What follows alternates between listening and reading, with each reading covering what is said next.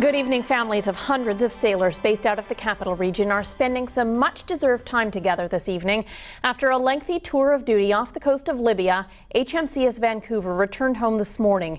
Andy Neal tells us family and friends lined up and waited anxiously upon its arrival for some very happy reunions. As HMCS Vancouver makes its way to dock in Esquimalt, loved ones wait anxiously for the big moment of its return. All the spouses know how tough it is. Yeah, it's a pretty long haul. Daddy. Yeah? How excited are you about that? Really, a lot. The sound of a bugle and the smiles of familiar faces welcome home a crew that has served its mission off the coast of Libya. As the boat pulled into the dock, excitement reached the peak for those waiting for their reunion. Saifan Hozampa had the honors of the first kiss, one that could not have come soon enough. It's just overwhelming that he's coming home. But we've been doing that for over 20 years, so it's... but every time it's the same.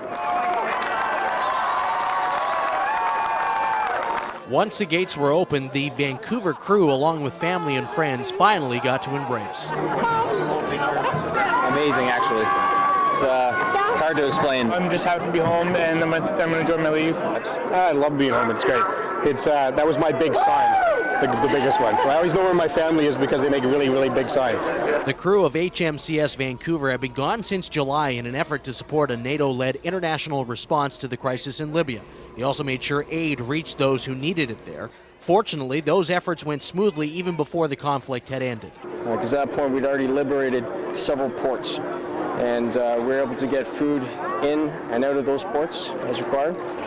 For the returning Canadians, the sights and sounds of conflict last a lifetime, but knowing they made a difference made the mission worthwhile. I just watched when those flashes of lights, which, the bombs are dropping, and then you start thinking about it.